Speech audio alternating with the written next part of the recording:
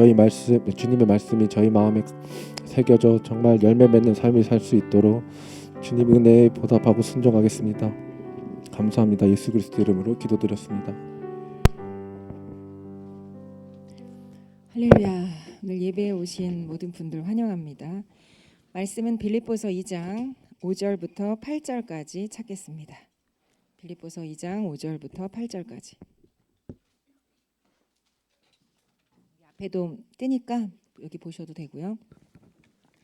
우리 2장 5절부터 8절까지 한 목소리로 같이 읽겠습니다. 시작. 너희 안에 이 마음을 품어라. 곧 그리스도의 예수의 마음이니 그는 근본 하나님의 본체시나 하나님과 동등됨을 취할 것으로 여기지 아니하시고 오히려 자기를 비워 종의 형체를 가지사 사람들과 같이 되셨고 사람의 모양으로 나타나사 자기를 낮추시고 죽기까지 복종하셨으니 곧 십자가에 죽으심이라. 아멘. 할렐루야. 우리 옆에 분 한번 축복해 볼까요? 당신을 보니 하나님을 본 것 같습니다. 여러분, 우리가 하나님의 형상으로 창조되었다는 거 믿으시죠? 그러면 우리 옆 사람에게도 하나님의 형상이 있습니다. 발견하실 수 있는 눈이 열리실 수 있길 축복합니다. 다시 한번 옆 사람을 보고 축복합니다. 당신을 보니 하나님을 뵌 것 같습니다. 한 번 더 해볼까요? 당신을 보니 하나님을 본 것 같습니다.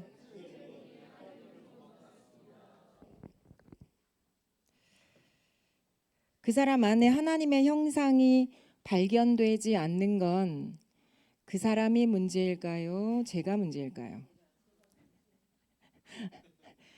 그 사람을 보면서 하나님의 형상을 발견하지 못하는 건 그 사람 문제일까요? 저의 문제일까요? 예, 저의 문제입니다. 저는 그렇게 믿습니다. 우리가 눈이 열리면 보이지 않던 것들을 보게 됩니다. 듣지 못하던 것들을 듣게 됩니다. 발견하지 못했던 것들을 발견하게 됩니다. 깨닫지 못했던 것들을 깨닫게 됩니다. 이 밤이 하나님의 그 보석 같은 말씀을 듣고 보고 깨닫는 밤이 될 수 있기를 축복합니다. 말씀이신 하나님을 새롭게 발견하는 밤이 되실 수 있기를 축복합니다. 자, 오늘 저는 소통에 대해서 여러분과 함께 말씀을 나누기를 원하는데 여기 제목 나왔지만 여기도 나왔네요. 감사합니다. 제목 한번 읽어볼까요? 시작. 하나님의 소통 십자가. 저는 기독교가 종교라고 생각하지는 않는데요. 그냥 세상에 많은 사람들이 이 종교 저 종교 얘기를 하니까 기독교를 종교라고 한다면 기독교는 소통의 종교다라고 생각합니다. 소통은요, 말이 통하는 겁니다. 뜻이 통하는 겁니다. 그래서 마음도 통하는 거예요. 자, 마음이 막히는 거, 말이 막히는 거, 그래서 말이 통하지 않는 거, 이런 걸 뭐라고 할까요? 불통이라고 합니다. 불통. 여기 기 막힌다고 얘기하셨는데 불통이라서 기가 막히는 거예요. 말과 말이 통하지 않고 뜻과 뜻이 통하지 않고 마음과 마음이 통하지 않고 대화가 통하지 않는 거 불통이라고 합니다. 그래서 이런 불통 가운데 어떤 일이 벌어지느냐? 오해가 싹틉니다. 왜곡된 시각을 갖게 돼요. 말이 통하지 않아서 속이 터집니다. 그래서 주님 앞에 주님 앞에 이 마음을 이 상한 마음을 불태우시고 애태우실 때 우리 안에 하나님께서 뭔가 하나님과 나와의 관계를 소통케 하시고 나를 통해서 그 사람과의 관계의 소통의 문을 여실 거라고 확신합니다. 이 밤이 그런 밤이 될 것을 선포합니다. 예전에 제가 책에서 읽었던 간증인데 어떤 목사님이 실제로 죽으셨어요. 미국의 어떤 목사님인데 실제로 죽으셔서 천국에를 가셨답니다. 근데 천국 문 앞에 예수님이 서 계시더래요. 천국은 있습니다. 딴 나라 얘기 듣는 것처럼 들으시면 안 돼요. 천국은 있습니다. 우린 이 땅에서 나그네입니다. 우리의 본향은 천국이에요. 우리는 하나님께로부터 왔습니다. 그리고 하나님께로부터 갑니다. 천국에 갑니다. 주님이 하나님 나라로 이곳에 오셔서 천국을 풀어내시든 아니면 내가 먼저 죽어서 하나님께로 가든 천국은 있습니다. 하나님 나라가 천국이에요. 하나님의 왕국이 천국입니다. 천국에 가셔서 천국 문 앞에 서셨는데 한 사람 한 사람 그 시간에 이제 소천한 사람들이 천국 문 앞에서 예수님을 만나는 거예요. 예수님이 질문하시더래요. 뭐라고 질문하셨냐면 한 가지씩 물으시더랍니다. 사랑하는 법을 배웠느냐. 그래서 이 목사님이 그걸 지켜보셨는데 한 사람 한 사람 대답을 하는데 그 앞에서는요, 예수님 앞에서는 거짓말할 수 없습니다. 없는데 있는 척할 수 없어요. 없는데 있는 척할 수 없어요. 그냥 정직하게 겸손하게 대답하는 거예요. 아니요, 저는 사랑하는 법을 배우지 못했습니다. 저는 하나님을 사랑했지만 사람을 사랑하는 법을 배우지는 못했습니다. 어떤 사람이 그렇게 대답하더래요. 그리고 그 다음 사람한테 또 물었대요. 사랑하는 법을 배웠느냐? 그랬더니 이 사람이 대답하더래요. 예, 주님, 저는 하나님을 사랑했고 그리고 사람을 사랑했습니다. 사랑하는 법을 배웠습니다. 주님 안에서 배웠습니다. 천국 문 앞에서 잘난 척하는 걸까요? 아니에요. 하나님의 질문 앞에 정확하고 정직하게 대답하는 거예요. 예수님께서 질문한 율법 교사에게 대답하시죠. 가장 크고 첫째 가는 계명, 하나님 사랑하는 거, 크고 둘째 가는 계명, 이웃 사랑하는 거. 결국 이 성경의 책 한 권을 우리는 사랑이라고 집약할 수 있을 것 같습니다. 하나님이 그래서 우리가 이 땅 가운데 하나님은 사랑이시라고 선포하시면서 하나님을 사랑하게 하시고 하나님을 사랑함으로 사랑을 입고 사람을 사랑하는 법을 가르치십니다. 그래서 우리의 난제, 우리의 과제는 뭐냐면 그 인간을 사랑하는 거예요. 그 사람을 사랑하는 겁니다. 근데 보통 멀리 있으신 그분은 사랑하기 쉽습니다. 대통령을 위해서도 어떻게 보면 기도하기 쉬워요. 멀리 계시니까 뭐 많은 소식이 들려오긴 하지만, 그런데 가까이 계신 그분은 사랑하기 쉽지 않아요. 그래서 성경이 뭐라고 하느냐? 내 원수가 집안 식구다. 다시 말하면 원수를 사랑하라. 그러면 옆에 계신 그분을 사랑하시면 됩니다. 그래서 우리가 주님 앞에 배워가야 될 건 사랑하는 법이에요. 근데 사랑을 종현아, 사랑을 어떻게 하지? 이렇게 하나? 사랑을 어떻게 해요? 사랑을 우리가 이 하나님이 우리에 넣어주신 이 하나님의 형상을 닮은 대표적인 특징, 말로 합니다. 말. 물론 말만 하면 안 되겠지만, 말을 하고 행동을 해야겠지만 말로 시작합니다. 그래서 우리가 말을 주고받으면서 소통을 해요. 그리고 소통을 할 때 그 정직하게 마음을 담아서 말을 주고받을 때 소통이 되고, 이 소통을 통해서 뜻을 맞추고요, 마음과 마음을 주고받습니다. 그래서 우리는 사랑을 합니다. 아멘이십니까? 그래서 말을 주고받으면서 그 사람이 원하는 게 뭔지 파악하고요, 그 사람이 원하는 걸 가져다 주기도 하고 섬겨주기도 하고 뭔가 해주기도 합니다. 사랑을 하는 거예요. 말을 통해서 사랑을 하는 거예요. 소통을 하는 겁니다. 제가 종현이한테 얘기하는 거예요. 종현아, 목사님 물 한 잔만 갖다 줄래? 그랬더니 종현이가 네, 알겠습니다 목사님 하고 휴지를 갖다 주는 거예요, 저한테. 소통이 잘 된 건가요? 잘 안 된 거예요. 자, 그래서 이런 경우에 종현이가 제가 물을 갖다 달라고 했는데 휴지를 갖다 주는 바람에 제 마음이 상하기도 하고 낙심하기도 하고 화가 나기도 하고, 저 녀석이 나를 존중하지 않는 것인가, 이런 오해를 하기도 하고 왜곡하기도 하고 다른 많은 시나리오들을 써내려가면서 관계의 소통이 불통이 되는 거예요. 그런데 저는 믿습니다. 우리 하나님께서 우리에게 소통을 가르쳐 주셨는데 십자가를 통해서 소통을 가르쳐 주셨어요. 그래서 하나님의 소통이 십자가를 통해서 우리에게 베풀어 주셨고 친히 가르쳐 주셨는 줄 믿습니다. 그래서 오늘 저와 여러분이 이 말씀은요, 사실 제가 말씀을 나누지만 제가 말씀을 다 살아냈기 때문에 말씀을 나누는 건 아니고요, 저는 말씀을 나눌 때 저 자신에게도 선포합니다. 그래서 말씀을 진지하게 선포해요.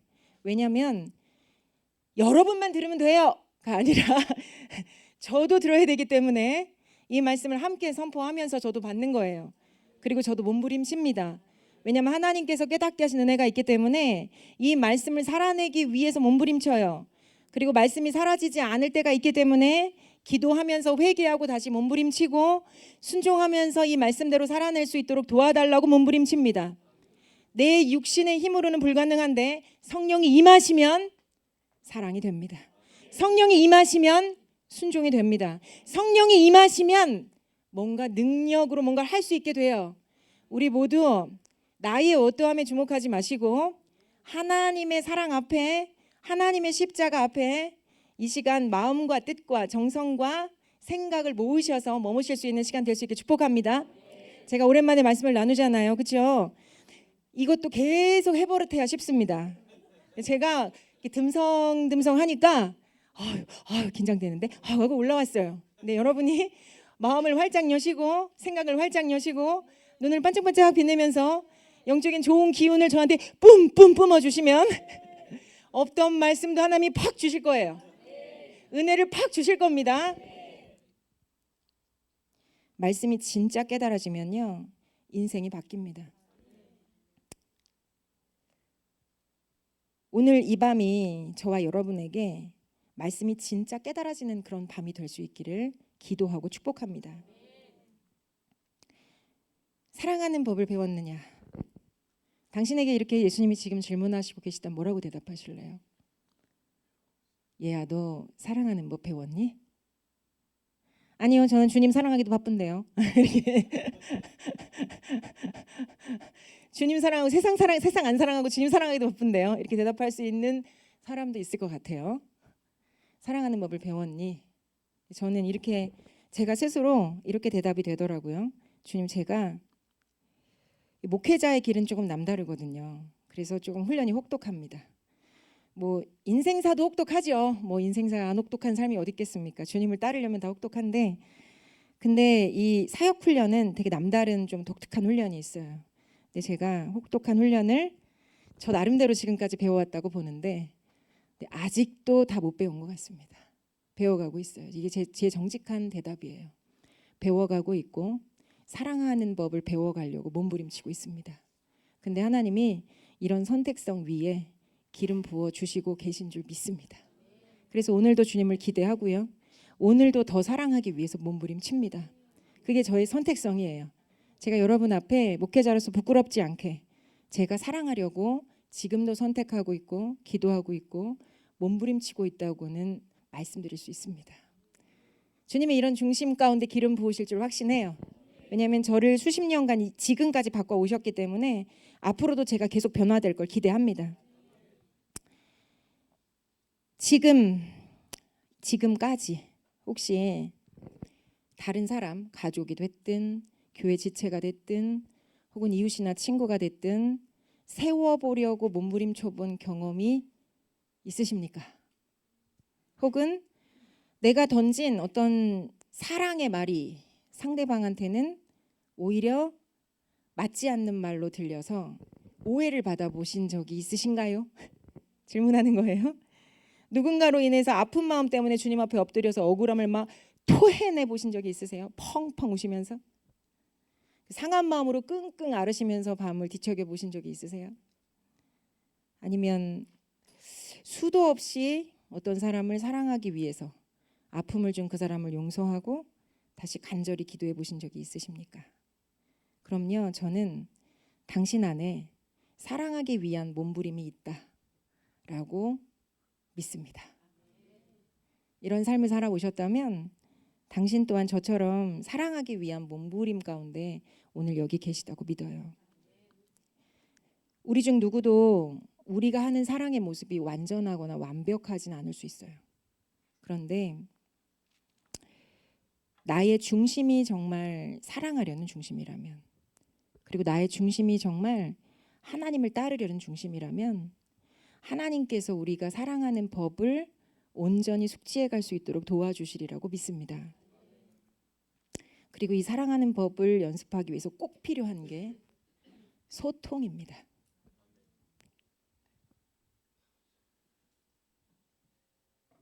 제가 수년 전에 결혼 기념일이 있었어요. 결혼 기념일이 저희가 이달 15일입니다. 21년 차인가요? 22년 차인가요? 어떻게 아세요? 저 잘 몰라. 똑똑하십니다. 감사합니다. 근데 결혼 기념일이 수년 전에 결혼 기념일이 있었는데, 근데 그때 목사님하고 저하고 이제 우리 지방의 교회 목회자들 모임이 있었어요. 하필이면 그날. 그래서 지방회를 갔습니다. 근데 지방회를 갔는데 제가 지방회를 가면서 목사님한테 그랬어요. 오늘 우리 그래도 결혼기념일이니까 뭐 특별하게 크게 챙기진 않습니다. 근데 오늘 딱히 결혼기념일이니까 그리고 오늘 점심이나 같이 먹읍시다 이렇게 얘기를 했어요. 그랬더니 목사님이 그럽시다. 그러지 뭐. 점심 같이 먹지 뭐. 왜냐하면 지방에 가면 목사님들끼리 모임이고 그 지방회를 섬기는 교회에서 식사를 대접하기 때문에 거기서 밥을 주로 먹고 나오는데 그래서 그날은 제가 이렇게 제안을 했고 우리 목사님도 동의를 해서 이제 지방에 이제 모이면 예배를 한번 하고 회의를 하고 그리고 이제 밥 먹으러 가는데 밥 먹으러 갈 때가 딱 되니까 갑자기 두둥 목사님이 저한테 오더니 오늘 여기서 이거 해준대. 오늘 이 교회에서 이거 대접해준대. 우리 여기서 먹자 이러는 거예요 갑자기. 제가 여기서 갑자기 여기서 속에서 뭔가 부글 끓는 점이 막 올라오기 시작하는 거예요. 제가 점점 이제 여러분 압이 차오르는 느낌 아세요? 점점 압이 차오르면 점점 표정이 점점 견고해집니다. 그리고 점점 피부 색깔도 바뀌어가는데 제가 그날 그런 경험을 좀 한 것 같아요. 화가 나더라고요. 뭐지? 결혼기념일이라 가지고 같이 밥 먹기로 해놓고 왜 이제 와서 여기서 밥을 먹자는 거야? 밥값이 아깝다는 건가? 뭐 이런 생각을 하는 거죠. 뭐 그러실 분은 아닌데 근데 이제 이 논지의 핵심은 뭐냐면 밥값을 아껴서 더 좋은 선물을 사줄게 이거였어요. 제가 난 그런 거 필요 없다고 같이 맛있는 거 먹고 시간 보내자고 그랬더니 내가 밥값을 아껴서 좋은 선물 사줄게 난 그런 거 필요 없다고 사줄게 필요 없다고 이렇게 되는 거예요. 그래서 결국 어떻게 됐을까요? 그날 잘 싸웠습니다. 잘 싸웠어요. 여러분 사랑의 5가지 언어가 있다는 얘기 아세요? 사랑의 5가지 언어가 있는데 한번 이런 책들 나중에 심심할 때 읽어보셔도 괜찮을 거예요. 선물이 1차적인 사랑의 언어인 사람이 있어요. 다른 언어가 없다는 게 아니라 이런 사람은 특별히 선물을 받을 때 되게 이렇게 사랑을 느끼는 그런 사람이 있고요. 그리고 함께하는 시간이 사랑의 언어 1번인 사람이 있고요. 그리고 스킨십 뭐 이상한 걸 상상하시면 안 돼요. 이 터치하는 사랑 이런 것을 통해서 사랑을 느끼는 사랑의 1번 언어가 스킨십인 사람이 있어요. 근데 저는 사랑의 제1의 언어가 뭐냐면 함께하는 시간이에요. 목사님은 아무튼 저랑 좀 다른 것 같아요. 그래서 그날 그렇게 부딪히고 아무튼 그날 하루를 잘 마무리했습니다. 부딪히고. 자 만약에 저랑 목사님이 제가 그때 이런 사랑의 언어라던가 사랑의 어떤 이 소통법이라던가 이런 것들을 알았다면 굳이 부딪히는 에너지를 쓰지 않았을 것 같아요. 맞죠? 근데 우리가 특별히 가족관계 가운데 혹은 가까운 지체들과 문제는 뭐냐면 사랑을 해요. 사랑을 하죠. 근데 내 방식대로 합니다. 할렐루야. 지금 말씀을 그래 저 인간은 꼭 자기 방식대로 이렇게 적용하시면 안 되고요. 자기 자신한테 받으셔야 되는 거예요. 아멘이시죠? 사랑을 하는데 부모는 부모의 방식대로 사랑을 하고요. 자녀는 자녀의 방식대로 사랑을 하고 남편은 남편의 방식대로 아내는 아내의 방식대로 나는 나의 방식대로 저 사람은 저분은 저분의 방식대로 사랑을 하는 거예요. 그러다 보니까 소통이 안 돼요. 소통이 불통이 됩니다. 막혀요. 뜻이 통하지 않아요. 그러니까 부딪힙니다. 제가 아까 기독교는 무슨 종교다? 소통의 종교다. 말씀드렸어요. 그렇죠? 기독교를 통해서 우리 하나님의 소통은 십자가예요. 십자가의 방식으로 우리가 소통한다면 불통이 다 뚫어질 거예요. 이 소통의 만병통치약입니다. 십자가. 저도 이 소통의 만병통치약 십자가를 좀 더 옷 입으려고 선택하고 이 자리에 섰습니다. 그래서 여러분도 소통을 정말 하고 싶고 사랑하는 그분과 정말 연합하고 싶고 그리고 우리가 세상에 나가서도 세상 사람들하고 소통을 해야 그들에게 우리가 생명의 말씀을 증거할 수 있잖아요. 맞습니까? 그래서 우리가 소통의 옷만 제대로 갖춰 입을 수 있다면 우리는 소통의 옷만 제대로 갖춰 입을 수 있다면 사실 사랑할 수 있습니다. 사랑할 수 있어요. 그래서 저는 십자가의 핵심 정신이 있고 물론 십자가는 아버지의 사랑이에요. 근데 십자가의 핵심 정신이 있고 십자가의 태도가 있다. 이런 마음이 들었어요. 오늘 말씀을 준비하고 기도할 때 십자가의 핵심 정신이 뭐냐면 희생입니다. 희생. 희생. 희생. 희생은요, 내 걸 내어드리는 거예요. 근데 손해를 보고도 내어드리는 겁니다. 그냥 내가 줄 수 있는 거 사탕 하나 먹어? 이건 희생은 아니에요. 그렇죠? 그냥 주는 거예요. 그냥 작은 마음을 주는 거예요. 근데 희생은 내 값을 친히 내어주는 거예요. 물론 큰 희생이 있고 작은 희생이 있을 수 있죠. 그래서 희생은 시간도 들어가고 돈도 들어가지만 뭐도 들어가느냐? 생명도 들어갑니다. 그래서 생명 내어주시는 놀라운 희생을 하신 분이 우리의 예수님이세요. 생명 주시는 희생을 하셨어요. 우리 오늘 본문 말씀 빌립보서 2장 5절부터 8절까지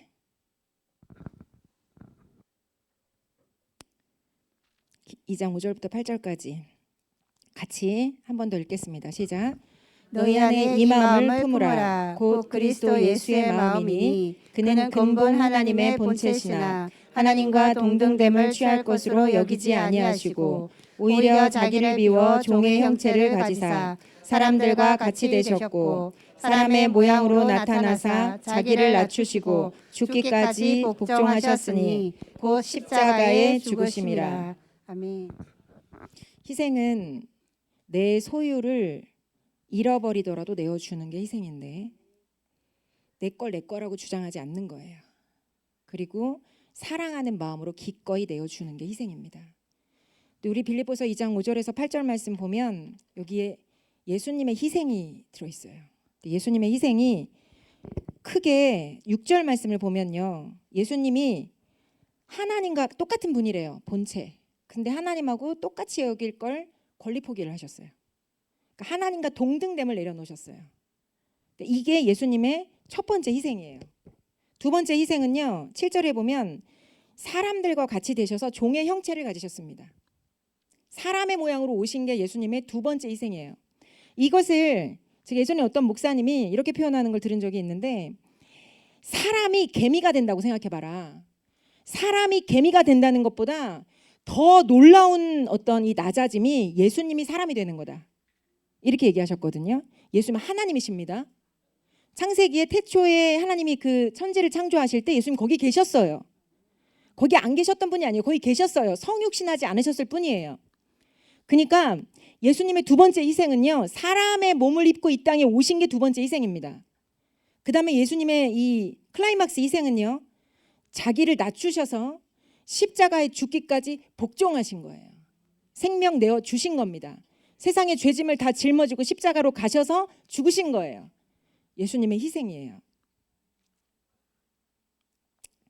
저는요 어떤 마음이 들었냐면 이 빌립보서 2장 이 말씀을 쭉 묵상하면서 이 모습이 나와 소통, 우리랑 소통하기 위해서 사람의 모양으로 예수님이 이 땅에 오셨고 하나님이신 예수님이 사람의 모양으로 이 땅에 오셨고 십자가를 짊어진 죄인의 모습으로 십자가로 가셔서 십자가에서 소통 창구를 여셨구나. 이런 마음이 들었어요. 여러분, 우린 십자가가 없이 하나님하고 절대 소통할 수 없습니다. 왜냐하면요, 하나님과 사람, 하나님과 나와의 사이를요, 죄가 완전히 가로막았어요. 완전히 가로막았습니다. 근데 하나님이 나랑 소통하고 싶으셔서 뭘 하셨느냐? 예수님을 먼저 하나님 자리에서 내려오게 하시고 사람의 몸을 입고 이 땅에 가게 하셨어요. 그리고 사람 중에서도 가장 낮은 자리인 죄인의 자리로 가게 하셔서 죄짐을 다 짊어지고 죄를 다 끌어안고 십자가로 가셔서 나와 여러분의 죄, 세상의 모든 죄를 짊어지고 죽게 하셨습니다. 아멘이십니까? 물론 죽고 부활하시고 승천하셨지만 우리가 이걸 믿음으로 말미암아 예수님께 얹혀진 이 죄, 내 죄 고백을 통해서 예수님이 죄를 사하시고 피를 통해서 나를 깨끗게 하신다는 걸 믿기 때문에 죄가 씻겨서 나가고 예수님을 통해서 하나님 아버지랑 소통할 수 있는 소통의 문이 열린 거예요. 여러분, 세상에 어떤 종교가 신하고 대화를 해요? 더군다나 인격적으로. 불교에서는요, 자기 해탈하는 거잖아요. 자기를 비워내는 거, 비나이다 비나이다 하면서. 어떤 신이 사람하고 같아집니까? 어떤 신이 사람의 죄를 짊어져요? 어떤 신이 사람의 틈으로 들어와요? 어떤 신이 사람하고 대화하기 위해서 인생들을 찾아오십니까? 예수님이 그렇게 하셨다는 거예요.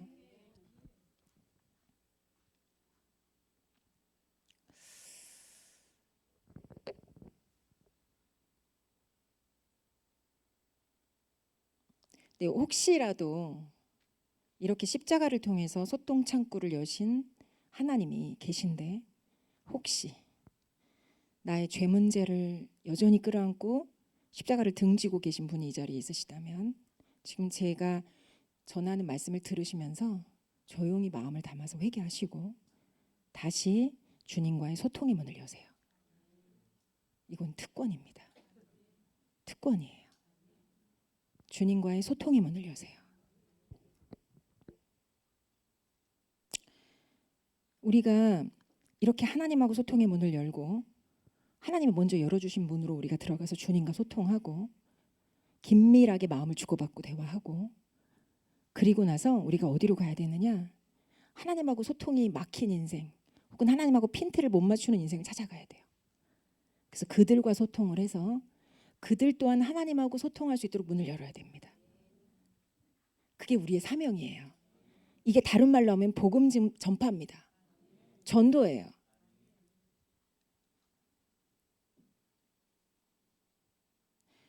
여러분 제가 우리 아이들이 새아이가 2살 차이가 나는 새아이가 있는데 얘네들이 그 10대 나라로 들어가면서 지금은 많이 커서 좀 우리 가정에 평화가 좀 오고 있어요. 할렐루야 주님을 찬양합니다. 근데 얘네가 제가 10대가 딱 되니까 사춘기 나라가 열려가지고 사춘기 나라 이상한 나라 말이 안 통하는 나라 괴물이 돼서 나타나는 나라더라고요. 그래서 얘네들하고 얼마나 치고받고 싸우진 않았지만 얼마나 전쟁을 했는지 몰라요. 네, 그렇게 생각했어요. 네가 문제지, 네가 바뀌어야지. 엄마 말씀을 잘 들어야지 이렇게 생각을 했는데 그 소통의 달인이신 우리 주님께서는 저한테 얘기하시더라고요. 네가 문제야. 네가 바뀌어. 저한테 이렇게 얘기하시더라고요. 기도할 때. 그래서 회개했어요. 주님 저의 사랑 없음을 저의 이 희생 없음을 이 나중심성을 하나님 회개합니다. 그리고 나서 주님하고 소통이 열리니까 어떻게 하다가 시간이 좀 걸리더라도 이 이상한 나라에 사시는 이분하고도 소통의 문이 열리더라고요. 할렐루야. 이게 하나님이 저와 여러분에게 원하시는 거 아닐까요? 결국요. 신이신 예수님이 사람의 몸을 입고 이 땅에 오셨다는 건요. 눈높이를 맞추러 오신 거예요. 맞죠? 나 너랑 대화하고 싶어. 사랑하고 싶어. 눈높이를 맞추러 오신 거라고요. 신이신 그분께서 하나님이신 그분께서 도저히 인간하고 대화를 하실 수가 없어서 사람의 몸을 입고 오셔서 인간들, 죄인들 틈으로 가셔서 그와 대화하고 사랑을 나누시기 위해서 소통하고 싶으셔서 눈높이를 맞추러 이 땅에 사람의 몸을 입고 오신 거예요. 말씀이 육신이 되어서 이 땅에 걸으셨어요. 예수님이죠. 그럼 예수님이 우리한테 원하시는 모습은 뭘까요? 말씀을 입은 육신으로 이 땅에 걷는 걸 원하시는 거예요. 사람들 틈을 걷는 걸 원하시는 거예요. 그들하고 소통에 눈을 맞추기를 원하시는 거예요. 마음을 열기를 원하시는 거예요. 이건요. 믿는 자로서 어떤 거룩함이나 구별됨을 버려라. 진리를 타협해라 이런 뜻이 아닙니다. 그들과 대화할 수 있도록 낮은 자리로 가라는 거예요. 때로는 내 자존심을 버리고요. 때로는 내 거라고 주장하지 않고 나누고 때로는 인내하고 이러면서 계속 그 사람의 마음으로 걸어 들어가라는 거예요. 걸어 들어가라는 거예요. 당장은 어려울 수 있어요. 하다못해 부모님 여러분 자녀랑 대화하는 것도 어려울 수 있고 남편이나 아내 여러분 배우자랑 대화하는 것도 어려울 수 있어요. 당장은 어려울 수 있어요. 그런데 포기하지 않고 십자가로 가서 하나님과 소통하고 그리고 기도하면서 다시 내가 이 지체를 사랑하고 가족을 사랑하고 이 사람을 사랑할 수 있도록 몸부림치고 기도하면 반드시 열립니다. 반드시 열려요. 사랑하는 법을 배워가야 됩니다. 사랑하는 법을 훈련해 가야 돼요. 사랑하는 법을 연습해 가야 돼요. 우리 읽었던 말씀 그 빌립보서 2장 5절 앞에 보면 3, 4, 5절 같이 한번 읽어볼게요. 시작. 아무 일에든지 다툼이나 허용으로 하지 말고 오직 겸손한 마음으로 각각 자기보다 남을 낮게 여기고 각각 자기 일을 돌볼 뿐더러 또한 각각 다른 사람들의 일을 돌보아 나의 기쁨을 충만하게 하라. 너희 안에 이 마음을 품어라. 곧 그리스도 예수의 마음이니. 아멘. 아멘. 그리스도의 예수의 마음을 품고 나아가라고 하신 핵심적인 그 맥락의 이유가 뭐냐면요. 겸손한 마음으로 자기보다 남을 낮게 여겨. 그리고 너 일만 하지 말고 다른 사람 일을 돌봐. 지체를 어떻게 사랑해야 되는지에 대한 모습으로 그리스도의 마음을 얘기하신 거예요. 아멘이십니까? 예수님이 십자가의 소통 방식으로 저를 찾아오지 않으셨다면 저는 여전히 죄 가운데 버려져 있겠죠. 저는 되게 파괴적인 인생, 꿀꿀한 인생, 비극적인 인생 살았을 것 같아요. 예수님 없었으면. 되게 자기중심적이고 이기적이고 진짜 병든 인생을 살았을 것 같아요. 몸도 같이 병들었겠죠. 영혼이 다 연결돼 있으니까 영혼이 망가지고 몸이 망가지는 끔찍한 인생을 살았을 것 같아요. 저만 그런가요? 다 그러시죠? 우리 되게 우울하고 꿀꿀한 인생들이었는데 예수님이 십자가를 통해서 소통의 문을 여셨어요. 나를 만나 주셨습니다. 하나님의 음성을 듣는 자마다 살아나죠.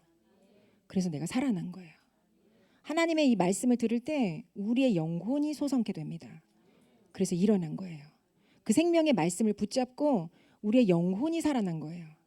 근데 영혼이 잘 돼같이 범사가 잘 되고 강건해지죠. 그래서 우리에게 영혼이 잘 되니까 몸도 건강해집니다. 아멘이십니까? 연결되어 있는 거예요.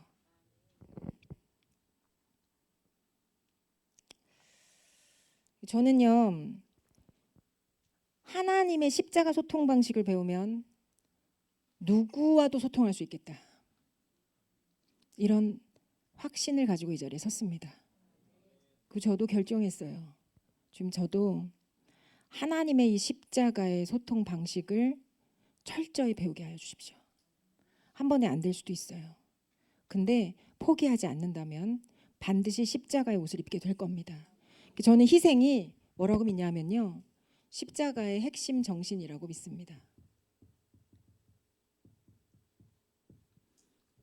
핵심 정신. 그러면 십자가에 그 다음은 뭐냐? 저는 십자가에 태도가 있다고 믿어요. 태도. 십자가에 하나님의 소통 방식인 십자가를 옷 입을 수 있는 태도, 자세. 이걸 뭐라고 보냐면 섬김이라고 봅니다.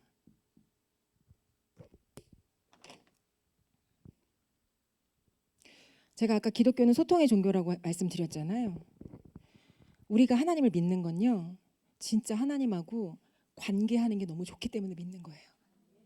물론 그분이 지옥에 떨어져 마땅한 나 같은 인생을 정말 나 같은 망한 인생을 죄 가운데서 건져주셔서 천국으로 들어갈 수 있도록 문을 열어주셔서 너무 감사해요. 근데 이건 시작이에요. 스타트. 내가 이 땅에서 살아가면서 천국을 누리고 평강을 잃어버리지 않을 수 있는 핵심적인 이유는 뭐냐? 주님하고 관계할 수 있기 때문에, 주님하고 소통할 수 있기 때문에, 주님의 생명의 말씀을 들을 수 있기 때문에, 주님의 음성을 들을 수 있기 때문에 나의 영혼이 사는 거예요. 나의 영혼이 사는 거예요. 나의 생명이 사는 겁니다. 우리 생명의 중심에는 영혼이 있잖아요. 마음이 있잖아요. 맞죠? 그래서 하나님이 나랑 소통하길 원하시고 나를 통해서 누군가와 소통하길 원하시는 거예요. 그래야 나를 통해서 생명이 흘러가고 그 사람을 구원할 수 있으니까. 그래서 십자가의 핵심 정신은 희생이고 십자가의 태도는 섬김입니다. 우리 말씀 한번 찾아볼까요? 마가복음 10장 43절에서 45절.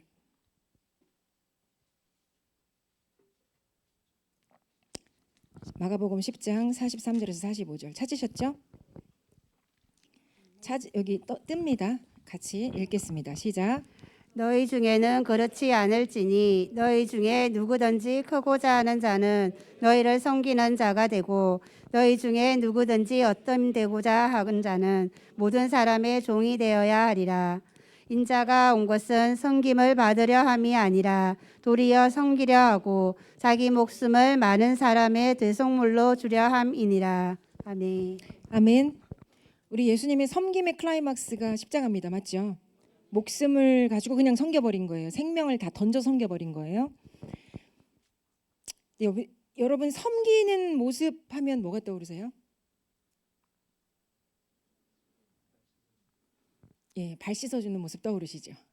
어디 나오는지 아세요? 요한복음 13장에 나옵니다. 요한복음 13장에 보면 예수님이 십자가에 달리시기 전에 유월절 전에 제자들의 발을 씻기는 장면이 나와요. 근데 한번 질문해 볼게요. 예수님이 제자들의 발을 여러 번 씻겼다? 한 번 씻겼다? 세 번째 씻겼다. 정답이 뭘까요? 정답이 뭘까요? 한 번 씻겼어요. 왜 예수님이 이걸 한 번 씻겼다고 보냐면요. 그때 베드로가 생뚱맞은 행동을 하거든요. 예수님 발 씻긴다고 했을 때 아니에요 했더니 그럼 너랑 나랑 관계없어. 상관없어. 그랬더니 그럼 내 몸 다 씻어주세요. 이렇게 얘기했어요. 그러니까 이런 생뚱맞은 행동을 분위기 파악 못하고 막 이상한 질문을 두 번씩 던지는 걸로 봐서는 그날이 처음이자 마지막으로 예수님이 제자들의 발을 씻긴 날이다. 이렇게 보시면 돼요. 근데 그러면 예수님이 공생애를 사시면서 주로 하셨던 일들은 뭘까요? 복음을 증거하셨겠죠. 하나님 나라를 선포하셨어요. 또 귀신 쫓아내셨죠. 병든 자 고치셨죠. 말씀을 가르치셨죠. 그리고 기도하셨죠. 예수님이 사시면서 보이신 여러 가지 모습이에요. 그러면 예수님이 제자들의 발을 씻기는 거에 되게 임팩트 있는 장면이고 요한복음 13장에 짠 하고 멋있게 나와서 우리는 항상 예수님을 생각하면 제자들의 발을 씻기는 모습으로 생각을 하는데 사실 예수님은 제자들의 발을 씻기실 만큼 여유가 없으셨어요. 무리들이 맨날 물밀듯이 밀려오고 그러면 그들을 고쳐주느라고 정신 없었고 또 이제 주님하고 독대하시려고 이 산이나 어디 혼자만의 장소로 가고 바다 건너편으로 제자들 보내놓고 무리들도 떨궈놓고 가서 몰래 기도하고 뭐 이러시느라고 정신이 없으셨기 때문에 제자들의 발을 씻기실 여유가 그렇게 없으셨어요. 자, 그러면 왜 예수님의 어떤 이 섬김의 모습을 핵심적으로 생각할 때 우리는 발 씻기는 모습을 생각할까?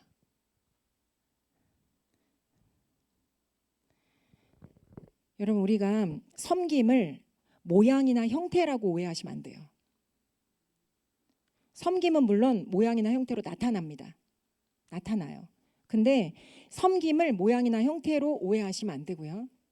섬김은 자세고 태도입니다. 예수님이 발을 씻으실 때 어떤 자세로 하신 거냐면 내가 주와 또는 선생이 되어 너희 발을 씻었으니 너희도 가서 이와 같이 하라. 서로 발을 씻어주라 라고 말씀하셨거든요. 다시 말하면 예수님은 주와 또는 선생인 자신의 위치와 이 존재감을 정확하게 갖고 계셨어요. 근데 종처럼 발을 씻는 낮은 자세로 자처해서 들어가신 거예요. 이해가 되시죠? 자세와 태도입니다. 종의 어떤 스피릿을 가지신 게 아니고요. 예수님의 자세와 태도가 이 사람의 발, 더러운 곳, 연약한 곳을 씻어서 제자를 세우고 사랑으로 섬기고 일으킨다. 내가 낮아져서 이를 섬기고 세운다. 이게 예수님의 섬김의 핵심 이 가치예요. 이해가 되시죠? 이게 섬김의 자세입니다. 자, 제가 만약에 여기서 지금 말씀을 나눠요. 말씀을 나누는 것도 섬김이라고 서비스라고 성경에 나와 있어요. 그러면 제가 지금 말씀을 나누는 게 섬김인데 제가 여러분에게 말씀을 나눌 때 갑의 위치에서 말씀을 나누잖아요. 그러면 이건 섬김이 아니에요. 섬김은 어떤 식으로 하는 거냐 하면요. 무리 속으로 들어가는 겁니다. 제가 여러분하고 말씀을 나눌 때 제가 높아진 위치에서 여러분에게 너 이렇게 하라 그랬지? 이렇게 해! 라는 위치에서 제가 갑의 위치에서 하는 건요. 진짜 섬김이 아니라 갑질입니다. 갑질이에요. 그건요. 말씀을 섬기는 게 아니에요. 제가 어떤 자세에서 제가 비록 여기에 서 있다고 해도 제 마음은 여기에 있어야 돼요. 그리고 여러분과 함께 있어야 돼요. 그리고 여러분에게 이 말씀을 저를 낮추고 내가 설령 이 말씀에 순종하는 삶을 여러분보다 많이 살아왔다고 할지라도 가정이에요. 그래도 저는 저 스스로를 낮춰서 여러분 속으로 들어가야 돼요. 그리고 여러분의 발을 씻기는 심정으로 말씀을 나누는 겁니다. 그러면 저는 섬김이에요.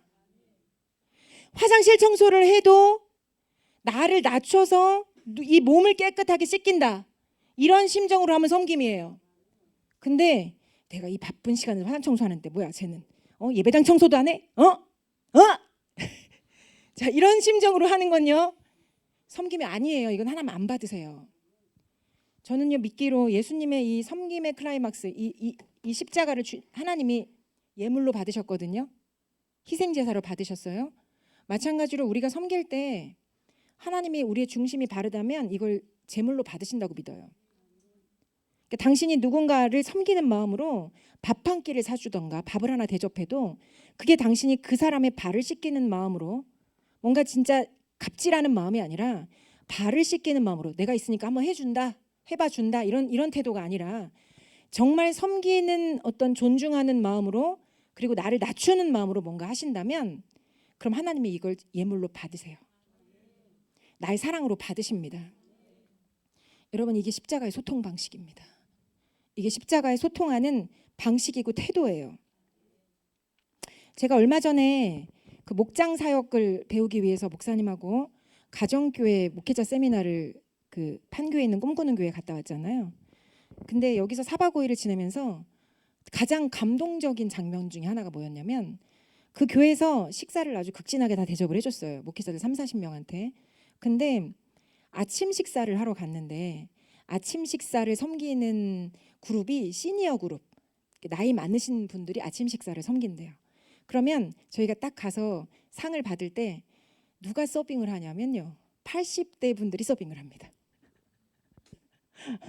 그래서 저거 아이고 이걸 받아야 돼 말아야 돼, 아이고 황송해라 뭐 이러면서 먹는 건데, 근데 세상에 식판을 갖다가 주실 뿐만 아니라 물까지 떠다 주시는 거예요. 그래서 근데 너무 이분들이 진짜 그야말로 내가 이 나이 돼가지고 이렇게 해야 돼 뭐 이런 느낌으로 하시는 게 아니라 서로 하려는 마음 있죠.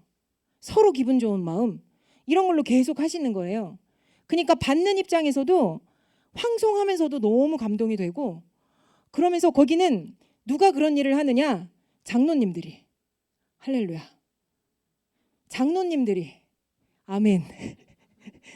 쉽게 말하면 사람의 생각으로 말하면 높으신 분들이 그러고 있으신 거예요.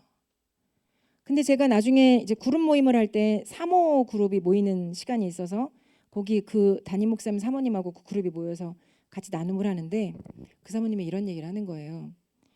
그 교회가 20-30년 정도 된, 24년인가 그 정도 된 교회였던 걸로 기억을 하는데, 그 전에 이 목장 사역을 하기 전에는 이 장로님들이 에헴 하는 게 있으셔가지고 너무 힘드셨대요.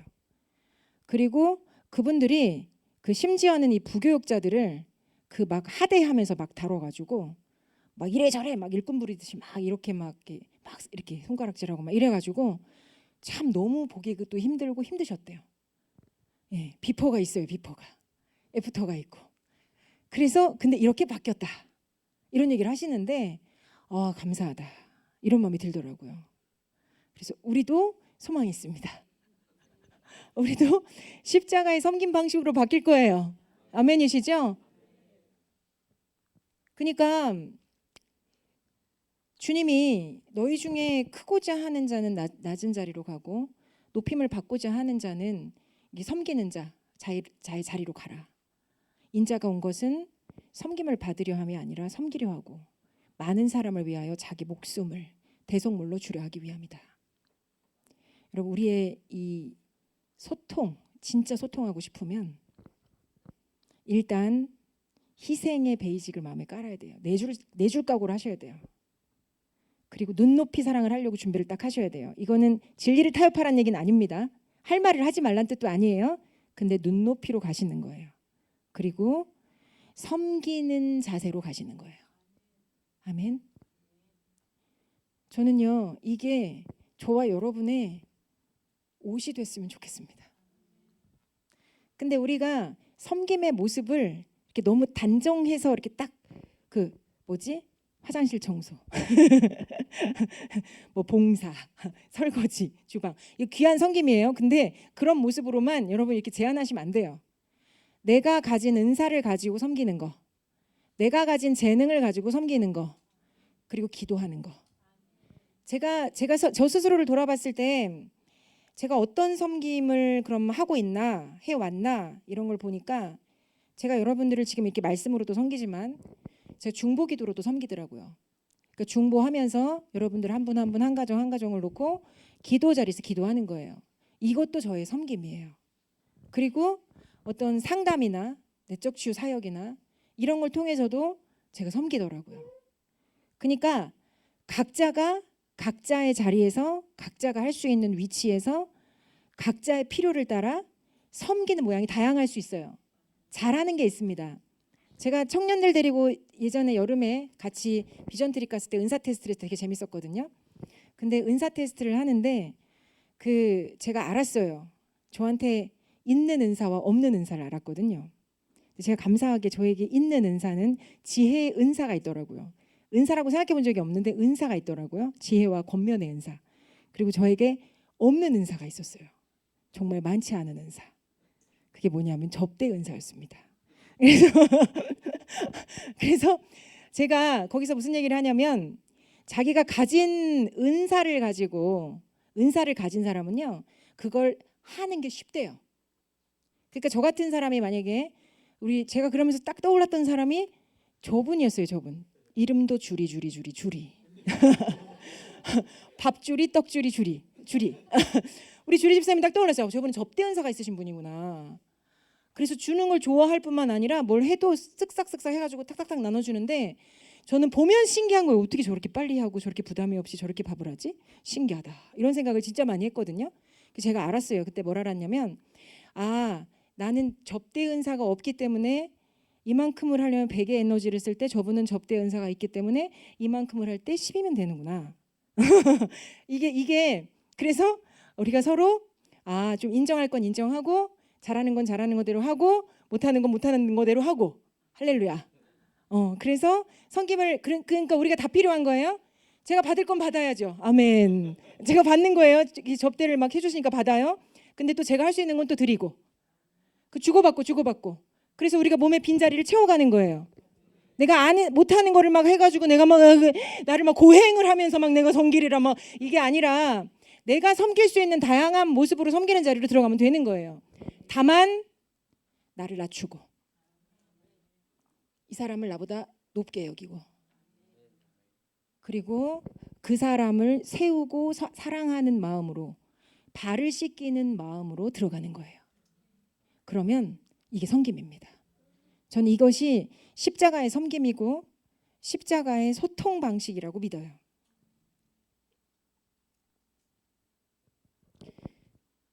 소통 잘 하고 계세요?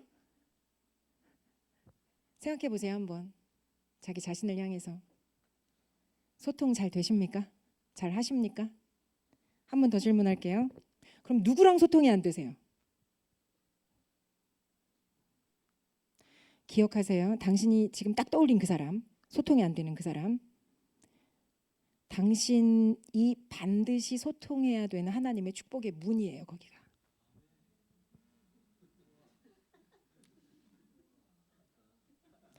당신 정말 소통이 안 된다고 느끼는 그 사람이요.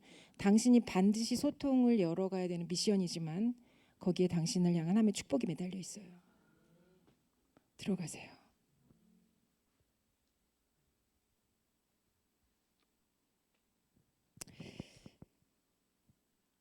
시간이 걸리더라도 십자가 방식으로 소통하시겠습니까? 아멘. 저도 아멘입니다. 근데 이거 참 쉬운 일은 아닙니다. 이런 삶을 선택해 들어갈 때요. 사랑하기를 선택하는 거거든요. 때로는 억울해요. 화가 납니다. 어떨 땐 배신감에 가슴을 이렇게 쓸어내리면서 이렇게 숨을 쉬어야 될 때도 있을 거예요. 근데 이런 삶을 살기로 선택할 때 우리에게 십자가가 답이 돼줄 겁니다. 십자가 앞에 가서 우리의 상하고 원통한 마음을 다 토해내고요. 잘못 먹은 걸 개워내듯이 우리 안에 쓴 물들을 다 개워내는 거예요. 그리고 하나님 앞에 이런 영적 교환이 일어나면요. 성령이 임하십니다. 그리고 이제 나의 힘으로 가는 게 아니라 성령으로 사랑하러 가는 거예요. 성령의 능력으로 사랑으로 품을 수 있게 되는 거예요. 어떤 사람을 진짜 사랑하기 위해서 기도하고 용서하고 기도하고 미친 듯이 부르시고 또 기도하고 해 보셨을 줄 믿어요. 근데 계속 하실 수 있길 축복합니다. 복된 삶이에요. 사랑하는 법을 배워가고 계신 겁니다. 그래요. 우리 같이, 저는 할 말을 다 한 것 같은데 우리 같이 기도하겠습니다.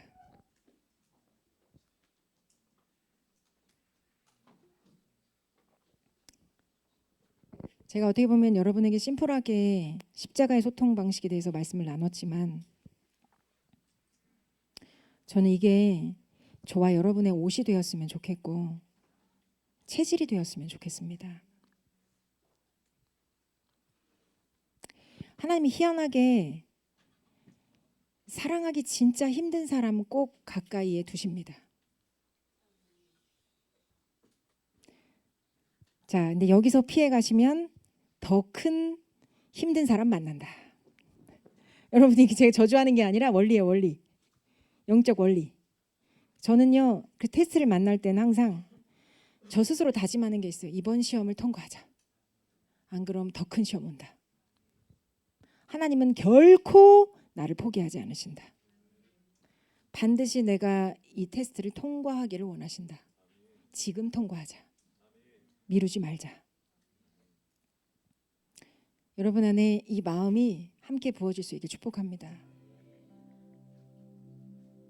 그래서 우리가 이제는 십자가의 희생과 십자가의 섬김을 진짜 옷 입을 때가 온 것 같아요. 우리 그동안 많이 사랑받았잖아요. 그죠? 우리 예수님 사랑 많이 받으셨죠? 많이 받으셨어요. 지옥 갈 인생 건져주신 것만 해도 감사한데 날마다 순간마다 지금까지 수년 수십 년 사랑해 주셨어요. 그러니까 어쩌면 우리가 사랑해야 하는 과제는 해도 되고 안 해도 되는 게 아니라 마땅한 거예요. 마땅한 거. 우린 복음의 빚진 자니까. 그래서 우리가 이제는 정말 하나님이 우리랑 십자가를 통해서 소통하신 것처럼 나도 이제 십자가 방식으로 진짜 소통하고 싶다. 예수님이 사람의 몸을 입고 이 땅에 자신을 낮추셔서 오시고 그들의 죄짐을 짊어지고 그 인생들 가운데로 걸어 들어가셔서 길을 내버리신 것처럼 나도 좀 그렇게 멋있게 살고 싶다. 이제 이 땅의 방식에서는 높은 자리에 올라가야 되고 큰 소리 떵떵 치는 뭔가 이 권세 있는 자리에 앉기를 원하지만 예수님이 진짜 인생들 섬기려고 십자가에서 처참하게 죽으셨던 것처럼 이 한 번뿐인 인생 정말 가치 있게 내 걸 내어드리고 싶다. 정말 희생할 수 있었으면 좋겠다. 말로만이 아니고 정말 기도할 때만이 아니라 내 인생 정말 희생 제물로 좀 내어드렸으면 좋겠다. 뭘 위해서 사나 이 짧은 인생. 여기 중년이신 분들 있으시죠? 너무 짧죠 인생. 금방 가요. 훅 갑니다. 우리 이제 100발 될 거예요 곧. 인생이 너무 정말 화살 같아요. 뭘 위해서 살 거냐. 이 인생을 우리가 진짜 제대로 사랑하지 못한다면 우리 하나님 앞에 가서 무슨 말을 할 수 있을까? 내 옆에 있는 한 존재도 내가 제대로 사랑하고 섬기지 못한다면 내가 어떻게 열방을 품을 것이며 열방을 사랑하겠는가? 내 안에 십자가가 체질화가 되기를 원해요. 주님, 우리에게 십자가의 그 희생 다시 한번 나의 세포 하나까지 어떻게 주님께서 생명 내어주신 그 희생을 주시고 어떻게 십자가로 나를 섬기셨는지 내가 온몸 구석구석 나의 장기들까지도 그걸 깨닫고 나의 온몸 세포 하나하나까지 그 사랑에 완전 젖어들기를 원해요. 주님, 우리 가운데 이 시간 성령을 부어주십시오. 내 힘으로는 안 되겠습니다. 내 힘으로는 못하겠습니다. 도저히 안 돼요. 주님, 내 힘으로는 죽었다 깨도 안 됩니다. 근데 성령이 임하시면 용서하고 용납할 수 없는 그 사람을 용서하고 용납할 수 있을 뿐만 아니라 성령이 임하시면 내가 성령으로 사랑할 수 있다는 걸 압니다. 주님 도와주십시오. 우리에게 성령을 부어주십시오. 사랑할 수 있는 은혜를 부어주십시오. 용서할 수 있는 은혜를 부어주십시오. 너무나 소통하고 싶은 그 사람에게 내가 십자가의 희생과 섬김으로 가서 소통의 문을 열 수 있도록 이 시간 우리 가운데 성령을 부어주십시오. 용서할 수 없는 사람 용서하게 하시고 용납할 수 없는 사람 예수 이름으로 용납하게 하셔서 이제 그 인생을 끌어안고 내 몸에 피가 줄줄 나더라도 끝까지 끌어안고 다시 나를 배신하더라도 다시 끌어안고 사랑할 수 있는 그 자리로 나아가게 하여 주십시오. 이 시간 우리 주여 외치고 기도하면서 나아가겠습니다. 주여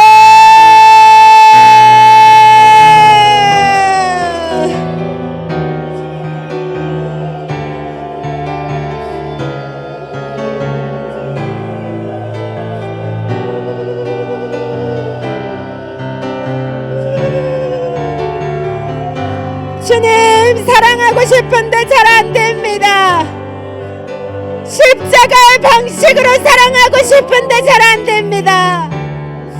주는 용서할 사람 용서하게 하시고 용납할 사람 용납하게 하시고 십자가 주님 옷자락 붙잡듯이 붙잡고 부르짖어 하나님이 넣어주시는 그 사랑으로 그 희생과 성김으로 나아가게 하여 주십시오.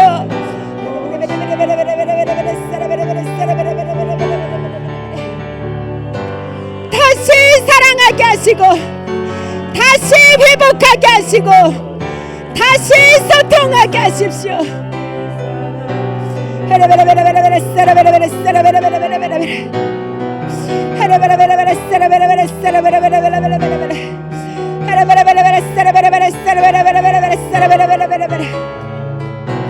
내 방식이 아니라 희생하고 내어주는 십자가의 방식으로 섬기고 마음을 내어주는 십자가의 방식으로 겸손히 나아가게 하여 주십시오.